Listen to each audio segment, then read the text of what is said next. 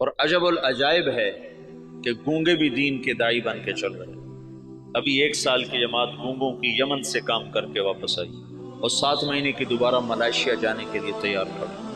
ये इस्लामी तारीख में पहली दफा हो रहा है कि गूंगे दीन के दाई बन जाए।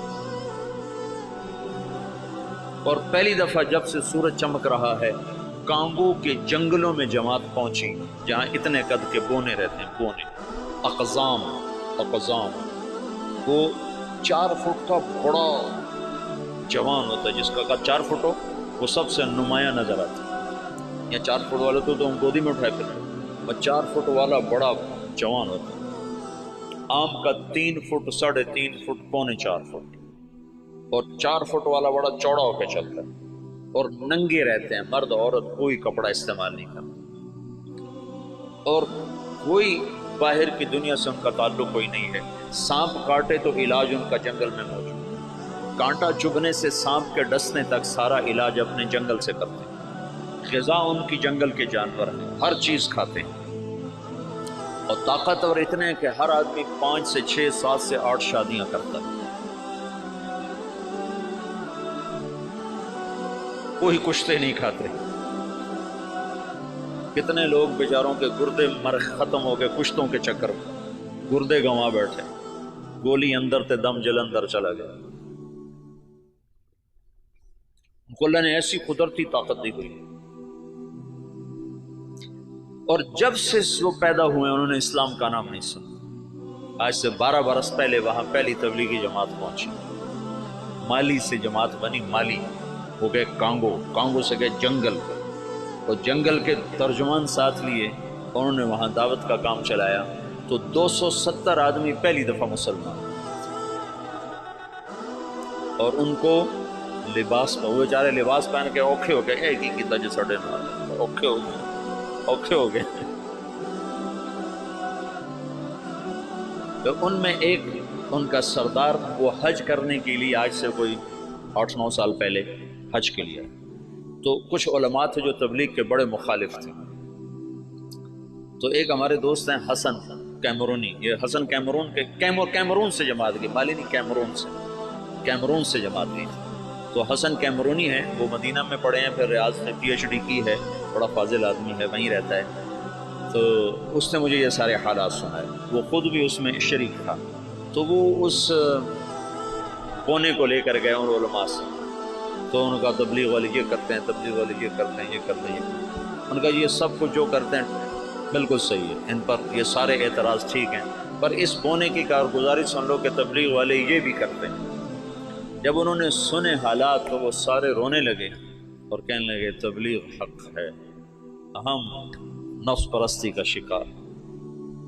और अब उनकी तादाद तकरीबन कोई 5000 के करीब हो चुकी है, वो 270 से अब 5000 तक पहुंच चुके हैं।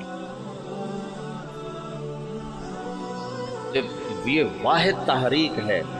पहले खैरुल कुरून को छोड़ने के बाद, खैरुल कुरून का कोई टक्कर नहीं, खैरुल कुरून के बाद ये पहली दफा दुनिया में ऐसा हुआ है कि किसी तहरीक ने 6 बर्रे आज़म के मुसलमानों को मुतासर किया। इससे बड़ी तहरीक आज तक नहीं उठी, न इतनी शख्सियतें बहुत भारी भारी उठी हैं। उनके सामने मौलाना लियाज़ साहब, तुम 4 दिन गुजार के दिखाओ, तो थोड़ी जिंदगी में वो काम करो जिसका नफा तुम्हें ज्यादा मिले, जिसकी वापसी तुम्हें ज्यादा मिले। तो तबलीग के सिवा इस वक्त कोई मैदान अमल में ऐसा अमल नहीं जिसमें लगने से तुम सारे आलम पर असर अंदाज हो जाओ, सारी दुनिया के इंसानों तक तुम्हारी मेहनत का असर पहुंचे। जबूती जैसे गरीब मुल्क में आगे भी उससे भी गरीब इलाका था तजुर्रो, जहां कश्ती डूबी थी, उस जंगल में इज्तिमा हुआ, 3-4 हजार का मजमा जंगल में जमा। या कितने बड़े बड़े इश्तिहार लगते हैं, 300-400 से ज्यादा आदमी इकट्ठा नहीं होता। वो जंगल, वो एक निकर और एक बनियान, ये उनका लिबास था। 24 घंटे में एक वक्त खाना खाते। ये जमातें जब जाती है ना तो उनको देख के बड़े हैरान, अच्छा तुम सारा दिन खाते हो, दिन में 3 दफा खाते हो, 3 दफा खाते हो। उनको हैरान होकर कहते हैं इतना खाते हो तुम, बीमार नहीं होते? बीमार तो हुए पड़े।